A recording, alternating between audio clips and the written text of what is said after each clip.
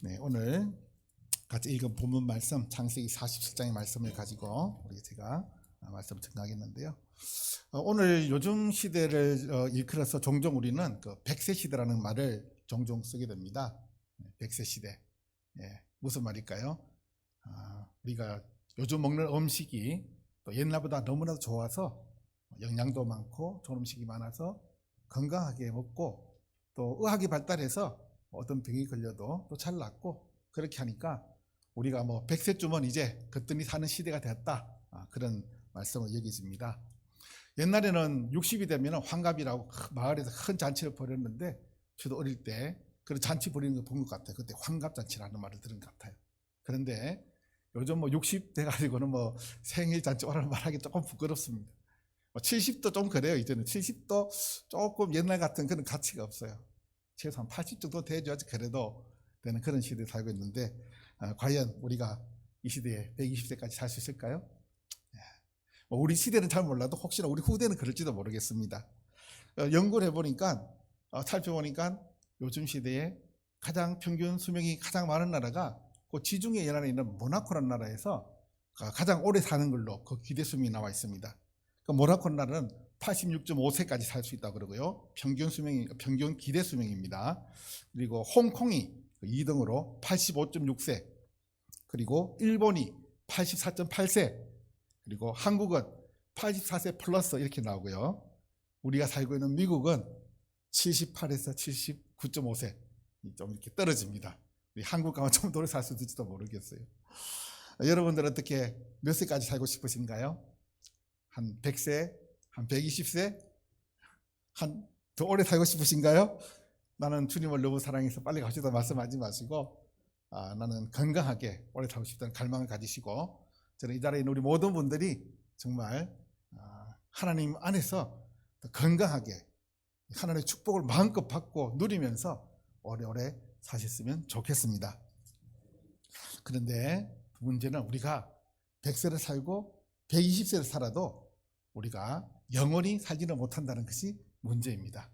이 땅에 우리 몸은 죽을 수밖에 없는 것이죠. 물론 우리는 주님을 믿기 때문에 영원한 삶이 있지만 우리의 육신은 100세, 120세, 그래도 영원히 살지 못합니다. 창세기 3장 19절에서 우리 하나님께서는 너는 흙이니 흙으로 돌아가리라 하는 그런 말씀을 통해서 우리의 육신은 이렇게 죽을 수밖에 없는 것이죠. 결국 저나 여기 계신 우리 모든 분들은 언젠가는 이 땅에서 삶을 마무리하는 그런 시간을 맞게 될 것입니다. 오늘 본문의 내용이 바로 그것을 내용을 하고 있습니다. 본문은 읽은 대로 우리들이 너무나도 잘 아는 야곱과 그의 아들 요셉, 이 두 사람 사이에 있었던 대화의 내용입니다. 야곱은 그의 아들 요셉이 죽은 줄로 알았죠. 그러나 죽었다고 생각됐던 요셉이 애굽의 총리가 되어 살아있다는 것을 듣고 애굽 땅에서 가나안 땅에서 애굽으로 요셉을 만나러 갑니다. 요셉을 만나러 갔을 때 그의 나이는 130세였습니다. 그리고 17년의 세월이 더 지나서 이제 그의 나이는 147세가 되었습니다.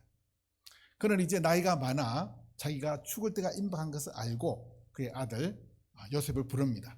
요셉을 불러서 특별한 요청을 하게 되는데, 그것이 뭐냐면은 내가 죽거든 나를 이 애굽 땅에 묻지 말고 나의 시신을 메어다가 자기가 나온 가나안 땅에 가져가서 그곳에 있는 자기의 조상들의 선영에다가 묻어달라는 것입니다.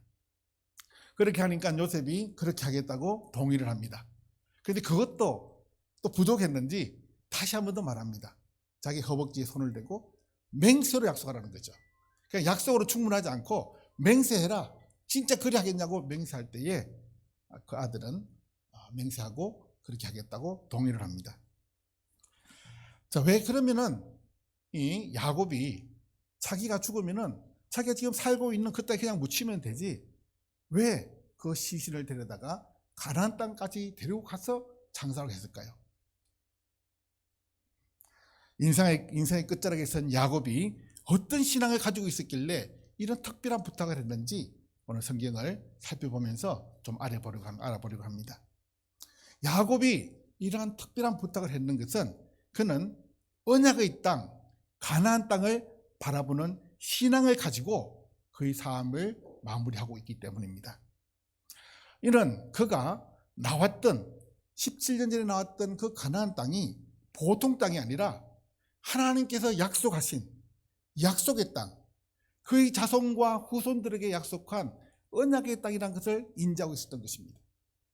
그러면은 야곱이 과연 언제부터 그 가나안 땅이 하나님의 약속하신 그 언약의 땅이라는 것을 생각하고 있었을까? 그것을 한번 생각해 보게 되는데요. 야곱과 그의 할아버지가 되는 아브라함이 있습니다. 아브라함 이 두 사이에서 같이 살았던 공간이 있었는지를 살펴보면은 거기는 15년의 세월이 나옵니다. 아브라함이 그의 아들 이삭을 낳을 때 아브라함은 몇 세였어요? 100세였습니다. 100세가 되었을 때 그의 아들 이삭을 낳았고, 이삭은 그의 나이가 60이 되었을 때에 야곱을 낳습니다. 그러면은 야곱이 태어났을 때 그때 아브라함의 나이는 160세가 되는 거예요. 그런데 아브라함이 몇 세에 죽는가 하면은 175세에 죽습니다. 그러면은 160세에 야곱은 0세였고 아브라함이 죽을 175세 때는 야곱은 15세가 되는 거예요. 그럼 15년이란 이 시점을 야곱은 그의 할아버지하고 그 동시대를 공유하게 되는 것입니다. 지금 저희 목사님들 모임에도 보면은 손자 자랑하는 분이 너무 많아요. 손자 때문에 그냥 정신을 못 차리는 거예요. 손자 없는 사람하고는 인생을 논하지 마라 이러면서 그냥 뭐 손자 자랑하는데 이 당시는 얼마나 됐겠을까요? 지금도 손자 보면은 정신을 못 차리고 어쩔 줄 모르는데 지금부터 4,000년 전에 손자와 같이 15년 세월을 보냈다는 것은 많은 시간을 공유했을 것이라고 보는 것입니다. 그렇다면은 아브라함은 언약을 시작한 사람이에요. 하나님으로부터 선택을 받고 하나님의 특별한 은혜 가운데 부름을 받아서 하나님과 언약을 시작한 언약의 시발자거든요. 그럼 이 언약의 이스라엘 민족에 관해서 언약의 시발입니다. 거짓 언약은 아니고요. 이스라엘 선택받은 이스라엘 민족의 언약의 시발자로서 살아온 그의 생애를 과연 그의 손자와 나누지 않았을까? 틀림없이 나눴다고 생각합니다. 저희 아버지께서 너무 무서우셔가지고 저를 아주 많이 그냥 어릴 때부터 혹독하게 다루셨는데 이래 무서우신 분이 제 아들한테는 얼마나 그냥 하는지 손자라고. 저는 속으로 우리 아버지 어릴 때는 그래 안 하시면 어떻게 그 무서운 분이 손자한테 이렇게 할까 그런 생각을 하는데 늘 그냥 우리 요한이 하면서 했던 기억이 나요. 이 당시에 아브라함도 틀림없이 우리 야곱 했을 거예요. 그러면서 그가 겪었던 삶을 나눴으리라고 생각합니다. 그 나누면서 무엇을 나눴을까 하면은 틀림없이 하나님께서 자기에게 주신 언약, 자기와 맺었던 언약에 대한 이야기를 많이 했을 것입니다. 창세기 12장 1절부터 3절에 보게 되면은 하나님께서는 아브라함에게 너는 너의 본토 친척 아비 집을 떠나 내가 내게 지시할 땅으로 가라 했는데 그 땅이 바로 가나안 땅이었습니다. 그 가나안 땅이 바로 이 야곱에게도 언약의 땅으로 어느 정도 인지가 되고 있습니다. 그러나 문제는 뭐냐면은 이것은 그냥 들은 이야기예요. 야곱이 직접 하나님을 경험하지 못한 것입니다. 우리도 그렇잖아요. 우리 어떤 인포메이션을 받을 때 그냥 들은 거하고 내가 직접 경험하고 보고 찾고 읽은 그 인포메이션 느낌이 다른 거예요. 들은 거는 오래 가지를 못해요. 그리고 아주 세게 각인되지 못하는 것입니다. 그러던 그에게 이 야곱이 하나님을 깊이 경험하게 되는 여러 번의 경험이 있는데 그중에 특히 두 번의 경험이 그게 가장 강렬하게 각인이 되는 그런 사건이 있었습니다. 그 첫 번째는 뭐냐 하면은 이 야곱이 자기 형 에서가 받아야 할 장자의 축복을 탈취하는 사건이 있습니다. 첫째는 팥죽을 팔아서 말로 구두로 탈취를 했고 두 번째는 진짜로 자기 아버지가 눈이 어둡고 쇠약해서 마지막 장자에게 축복을 내릴 때 그때는 자기 어머니하고 공모를 해서 에스를 속이고 에스로 가장해서 들어가서 에스가 받아야 할 축복을 전부 다 탈취하는 사건이 창세기 27장에 보면 나옵니다. 그 27장의 사건이 있는데 그때 이 사건을 알았던 에스는 분노해서 야곱을 죽이려고 하죠. 그 야곱을 죽이기로 할 때 엄마는 또다시 자기가 조금 더 사랑하는 야곱에게 너희 외삼촌 집에 가서 잠깐만 있으라 하는 그런 이야기가 나옵니다. 그 잠깐만 있으라는 그 사건이 거기서 20년을 살게 되는 거 알고 계시죠? 그런데 가는 길에 무슨 일을 하면은 거기서 자기가 떠났던 그 브엘세바라는 지역에서부터 이 하란이라는 그곳까지 거리는 지금으로 보면은 한 500마일 정도 되는 거예요. 750에서 850km 정도 되는 거리인데 그 당시 그러면은 30에 40일을 걸어야 되는 거리. 그걸로 가는 길에 이 야곱이 이 광야에서 잠을 자게 됩니다. 잠을 자게 될 때에 그 차량하기 짝이 없죠. 자기 집을 떠나서 500마일 되는 거리를 걸어가는 길이니까. 그때 돌을 베개 삼아 잠을 잡니다. 돌을 베개 삼아 잠을 잘 때 그가 꿈을 꾸는데 어떤 꿈을 꾸냐면 우리 잘 알듯이 그 흰 사다리가 하늘을 향해 닿아 있고 그 사다리를 통해서 수많은 천사들이 오르락 내려가는 광경을 보게 됩니다. 그 광경을 보게 되는데 그 광경 위에를 보니까 하나님이 서 계신 거예요. 그래서 하나님께서 자기에게 언약의 그 약속의 말씀을 전해주는 겁니다. 그 언약의 약속을 받고 난 다음에 그는 이곳이 과연 하나님이 계신 곳이구나 그것을 깨닫고 거기에다가 자기가 배웠던 돌베개를 기둥 삼고 이곳을 베델이라 하는 그런 이름을 주게 됩니다. 그때 그는 천사를 보고 하나님을 보고 하나님께서 이 땅을 내게 주겠다는 그런 약속의 말씀을 들었을 때에 그는 그냥 말로만 들었던 아브라함으로부터 들었던 그 언약이 이제는 자기에게 실제적으로 각인되기 시작하는 것입니다. 그 사건이 있고 난 이후 20년의 시간이 지납니다. 그가 하란에 있다가 이제 자기 고향 땅으로 돌아오게 됐습니다. 고향에 대한 그리움과 또 언약의 약속이 생각나서 내 살던 곳으로 가야겠다 하고 하란에서 가나안 또 돌아오는데 그때 이 에스가 칼을 갈고 기다리고 있는 겁니다. 군사 400명을 이끌고 야곱이 나타나기만 다 죽이겠다고 다 기다렸다는 소식을 듣게 됩니다. 그때 야곱은 엄청난 두려움에 빠집니다. 이제 내가 죽게 됐구나. 나뿐만 아니라 내 가족도 다 죽게 생겼고 내 가족도 다 죽게 생겼으니 이 어찌할까. 이렇게 해서 이 야곱은 저들을 다 먼저 약복강을 건너게 하고 난 다음에 어떻게 합니까? 기도를 합니다.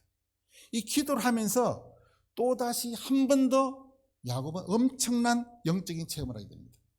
그때 영적인 체험이 뭐냐면은 어떤 한 사람을 만나는데 이 사람이 천사예요. 천사인데 사람을 가장해서 나타났습니다. 그리고 이 천사와 씨름을 하는데 이 천사가 이 야곱을 이길 수가 없는 거예요. 그래서 야곱의 그 환도뼈, 허벅지 아래에 있는 그 뼈를 침으로써 야곱이 그냥 쩔룩쩔룩하게 되는 그 사건을 통해서 그는 날이 새는 그 시점에 그가 바로 하나님이었고 하나님의 천사였고 또 사람으로 가장한 하나님인 것을 기억하고 하나님이 이곳에서 계셨고 내가 그의 얼굴을 대면해 봤구나. 그렇게 하면서 그 땅 이름을 버니엘이라는 이름을 주면서 그는 그 사람으로부터 아주 큰 축복을 주겠다는 그런 약속을 받고 날이 새는 경험을 하게 됩니다. 이건 아주 엄청난 체험이었습니다. 이것은 환상이었고 실제였고 꿈이었으면서도 실제적 사건이었어요. 그래서 이거는 매우 어려운 부분이에요. 이런 경험을 통해서 그는 자기가 아브라함을 받았던 그 말로만 들었던 하나님과 가나안 땅에 대한 그 언약을 이제는 자기의 것으로 취하게 되는 그런 경험을 하게 되는 것입니다. 우리는 살다가 개인적으로 우리는 어떤 영적인 경험을 하게 됩니다. 어떤 분들은 엄청난 경험을 할 수 있습니다. 진짜 환상을 보고 꿈을 보고 정말 그런 아주 그런 엄청난 그런 체험을 할 수 있지만 또 어떤 분들은 그런 체험 없이도 우리는 하나님을 경험할 수 있습니다. 날마다 우리 목사님 주시는 큐티의 그 한 말씀을 통해서도 우리는 하나님을 만날 수 있고 개인적인 성경의 묵상을 통해서 하나님을 만날 수 있고 어쨌든 우리는 하나님을 경험해야 하는 것입니다. 하나님을 만나야 되는 거예요. 우리가 그냥 말로만 듣는 그런 신앙에서 개인적으로 하나님을 나의 하나님으로 받아들이는 경험을 할 때 그때 하나님의 언약이 나의 언약으로 믿어지고 받아들여지고 경험되어지는 것이죠. 지금 본문 오늘 읽었던 본문 40장 27절에 보면은 야곱이 지금 매우 안정되고 번영된 삶을 살고 있다는 것을 알 수 있습니다.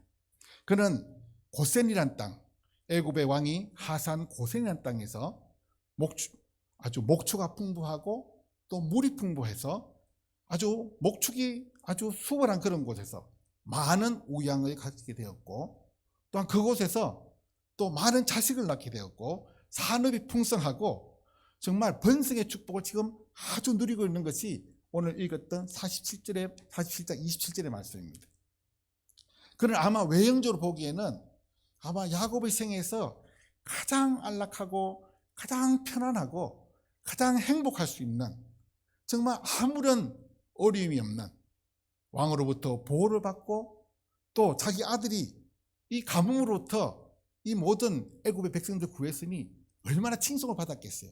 그러니까 명예도 없고, 그러니까 경제적으로도 마음적으로도 그런 모든 면에서 그의 생에 가장 행복한 생애를 누리고 있는데, 그는 그럼에도 불구하고 그가 살고 있던 애굽 땅이 자기의 묻힐 땅이 아니라는 것을 인식했던 것입니다. 그는 비록 그런 이런 축복받은 땅과 같은 애굽 땅에 살았지만 그의 마음은 항상 가나안에 있었던 것입니다. 가나안 땅을 바라보고 있었던 거예요. 그게 바로 이금 죽음을 앞두고 있는 야곱의 그런 신앙의 상태였습니다. 사람들은 때때로 힘이 들고 어려울 때는 우리 하나님을 붙잡게 되죠. 경제적으로 곤핍을 당할 때 매달립니다. 그렇지만 먹기 살기가 좋아지고 또 하는 모든 일이 잘 되고 아무런 근심 걱정 없을 때는 기도도 덜 하게 되고 또 삶도 좀 느슨하게 되고 또 신앙생활하는 것도 소홀히 할 때가 있습니다. 우리는 오늘 이 야곱의 모습을 보면서 비록 그가 가장 풍성한 가운데 살았지만 그 먼 곳에 있는 그 척박한 땅, 물론 적각꿀이 흐르는 땅이라 하지만 애굽에 비해서는 형편없을 수 있는 그곳을 늘 보고 살았던 것은 그가 그 현실이 얼마나 풍족하고 만족한가에 근거하지 않고 그곳이 그냥 복받은 땅인가, 풍성한 땅인가, 아니면 하나님의 언약의 땅인가 하는 것에 그의 관심이 있었던 것입니다. 이런 가운데 그는 이제 31절에 보면은 그가 침상 머리맡에서 고개 숙여 경배했다는 말이 나옵니다. 물론 여기서는 고개가 안 나오지만 다른 장에 보면은 숙여서 경배했다는 말이 나오는데 무엇입니까? 그가 요셉에게 그 시신을 메어 애굽에 보내달라 했을 때 동의를 구할 때 그는 엄청난 감격을 누렸을 것입니다. 내가 이곳에 묻히지 않고 하나님의 언약을 따라서 언약의 땅에 묻히게 되었건 하는 그 생각에 그는 매우 감동했을 것입니다. 그래서 그는 몸을 일으켜 고개 숙여 하나님 앞에 경배하는 것입니다. 그것은 바로 예배입니다. 그가 드릴 수 있는 마지막 예배예요. 그가 이제 얼마 안 있으면 그는 죽게 될 것입니다. 그는 혼자서 침묵 가운데 아무런 설교도 없고 찬양도 없고 관객도 없는 가운데 그는 침묵 가운데 하나님 앞에 예배를 드리면서 그의 마지막을 맞이하고 있는 것입니다. 야곱의 생애를 보면은 정말 그도 많이 흔들렸어요. 믿음이 흔들릴 때도 있고 두려움에 빠질 때도 있고 또 욕심으로 인해서 정말 사람으로 볼 때는 좀 이렇게 아주 훌륭하지 못한 인격을 가지고 사는 그런 부분도 있고 연약한 그런 사람이었죠. 결코 완벽한 사람이 아니었습니다. 그럼에도 불구하고 야곱은 그 하나님의 언약을 붙잡고 언약의 성취가 되고 있는 과정을 보면서 하나님 앞에 머리 숙여 경배를 하고 있는 것입니다. 이 자리에 있는 우리 중에 어느 누구도 하나님 앞에 나올 수 있는 사람은 없습니다. 우리의 모습 그대로 나올 수가 없어요. 완벽하지 않습니다. 훌륭하지도 않습니다.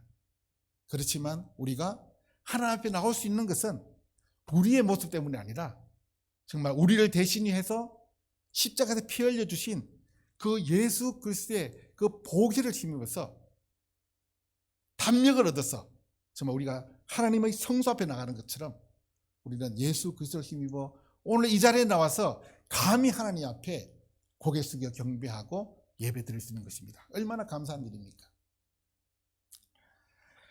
지금 만일에 우리가 임종의 순간을 맞는다면 과연 우리는 어떤 기도를 드릴 수 있을까요?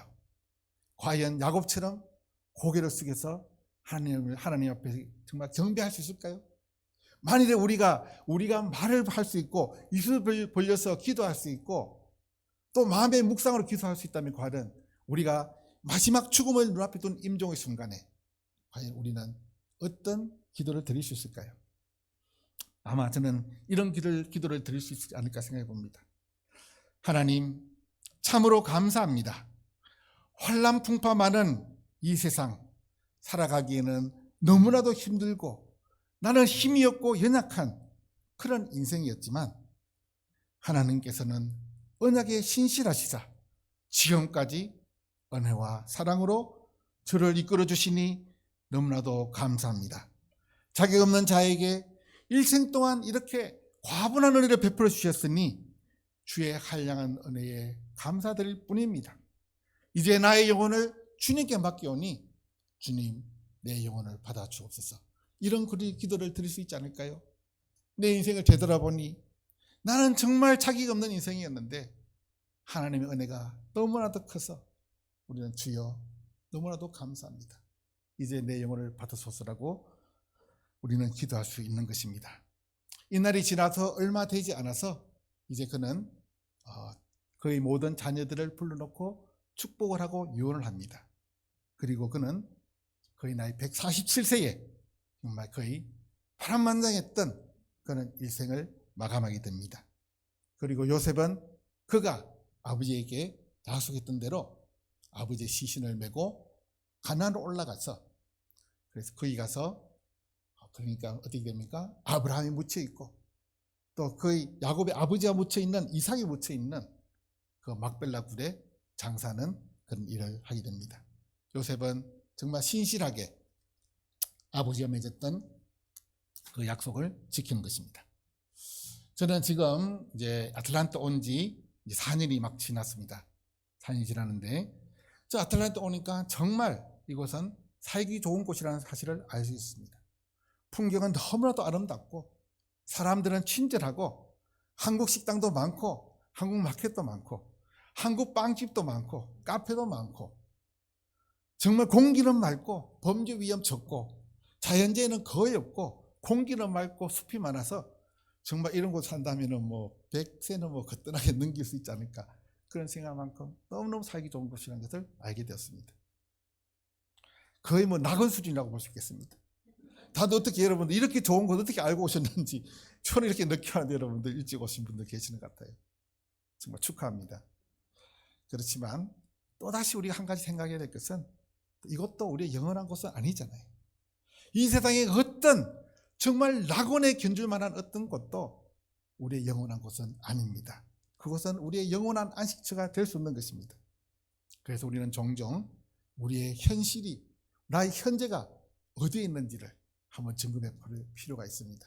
나의 신앙은 정말 과연 정말 하나님께서 요구하시는 높은 수준의 신앙의 삶을 살고 있는지 아니면 아직도 유아적인 태도로 신앙하고 있는지를 살펴볼 필요가 있는 것이죠.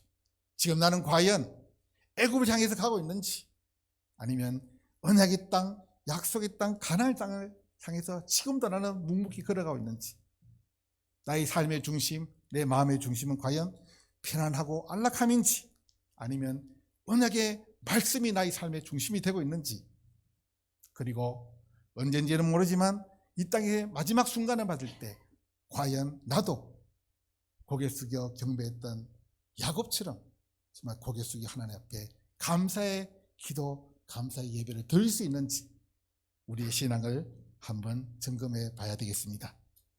이 자리에 계신 우리 큰 사랑교회 모든 성도님들이 정말 이 시간 아까 우리 목사님 말씀하셨던 것처럼 예배 전과 예배가 다른 것처럼 달라지기를 바랐던 것처럼 우리는 이 시간 이후로 과연 우리 주님이 부르실 때가 언제일지 모르지만 그날 오기까지 기쁠 때나 슬플 때나 행복할 때나 불행할 때나 환난할 때나 평안할 때나 아플 때나 건강할 때나 번영할 때나 빈곤에 처할 때나 어떤 상황에 처하든지 우리는 하나님께 대한 믿음, 하나님께 대한 그 언약의 약속을 굳게 믿고 이 땅을 향해 가는 것이 아니라 약속의 땅, 가나안 땅을 향해 갔던 저들처럼 믿음을 굳게 잡고 정말 하나님 나라를 바라보는 그 바라봄의 신앙을 가지고 항상 승리의 삶을 살아드리는 우리 모든 성도들 되시기를 간절히 축원합니다.